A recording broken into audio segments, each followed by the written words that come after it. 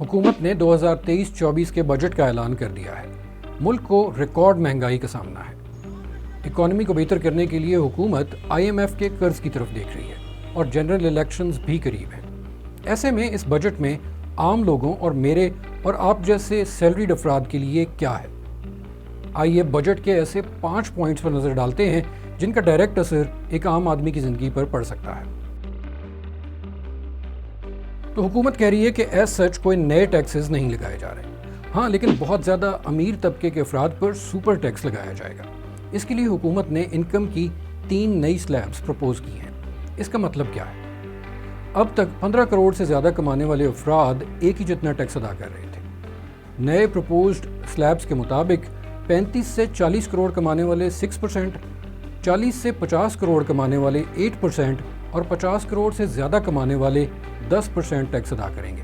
और ऐसे लोग जो अपने टैक्स रिटर्न्स जमा नहीं करवाते यानी नॉन फाइलर्स हैं, उनको बैंक से 50,000 से ज़्यादा रुपए निकलवाने पर 0.6% टैक्स अदा करना पड़ेगा।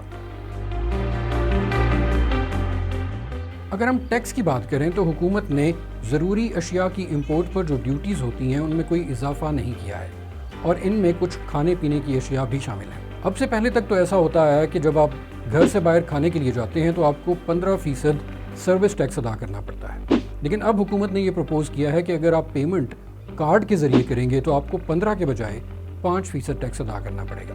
जनरल सेल्स टैक्स वो टैक्स होता है जो ख़रीदारी के वक्त तकरीबन हर आइटम की कीमत में एडेड होता है। वज़ीर ख़जाना इसाक डार ने GST में इजाफे या कमी के हवाले से भी कोई ऐलान नहीं किया, जो इस वक्त 18% है और इसमें ज़ाहिर है खाने पीने की अशिया भी शामिल हैं। हुकूमत ने सरकारी मुलाजमीन की तनख्वाहों में एडहॉक इजाफा किया है और ये इजाफा टारगेटेड है, यानी तमाम मुलाजमीन को ये इजाफा एक जैसा नहीं मिलेगा। ग्रेड 1 से 16 के मुलाजमीन को 35% और ग्रेड 17 से ऊपर के मुलाजमीन को 30% इजाफा मिलेगा। और सरकारी मुलाजमीन की पेंशन्स की बात करें तो हुकूमत ने इसमें 17.5% इजाफा किया है। इस्लामाबाद की हुदूद में हुकूमत ने कम से कम उजरत 32,000 रुपये मुकर्रर कर दी है। जैसा कि आपको मालूम है कि पाकिस्तान को रिकॉर्ड महंगाई का सामना है। ऐसे में एक आम आदमी सब्सिडीज़ और इमदादी स्कीमों के लिए हुकूमत की तरफ देख रहा होता है। पाकिस्तान के वज़ीर ख़जाना इसाक डार ने अपनी तकरीर में बताया कि वो बेनज़ीर इनकम सपोर्ट प्रोग्राम के लिए 450 अरब रुपए रख रहे हैं, जिससे 93 लाख गरीब ख़ानदानों की इमदाद होगी। इसाक डार ने अपनी तकरीर में ये भी बताया कि सब्सिडीज़ के लिए 1093 अरब रुपए रखे गए हैं, लेकिन ये सब्सिडीज़ कैसे और कहाँ दी जाएंगी इसकी वजाहत उन्होंने तकरीर में नहीं की। इस्तेमाल शुदा कपड़ों पर 10% ड्यूटी को ख़त्म करने का ऐलान भी किया गया है, यानी आमतौर पर जिसे लंडा बाजार कहा जाता है वहाँ पर कपड़े सस्ते हो जाएंगे। हुकूमत ने यह भी ऐलान किया है कि वो बेवा ख़वातीन जो मकरूज़ हैं उनके लोन के 10 लाख तक हुकूमत खुद अदा करेगी।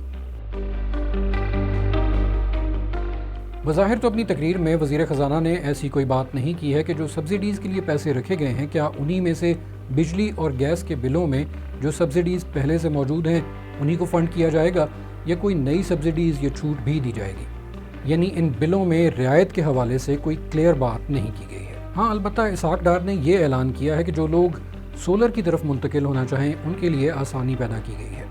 हुकूमत ने सोलर पैनल्स, उनके इन्वर्टर्स और बैटरीज की तैयारी में इस्तेमाल होने वाले रॉ मटेरियल की इंपोर्ट पर ड्यूटी ख़त्म कर दी है। अब माहिरीन ये कहते हैं कि हुकूमत ने एक तरफ तो IMF की शराइत को पूरा करने की कोशिश की है, जबकि दूसरी तरफ आम इंतखाबात को भी सामने रखा है। यही वजह है कि कोई नए टैक्सेस नहीं लगाए गए और तरक्याती बजट के वॉल्यूम को भी बढ़ा दिया गया है। अब हुकूमत ये तवक्को कर रही है कि उसे IMF से कर्ज मिल जाएगा।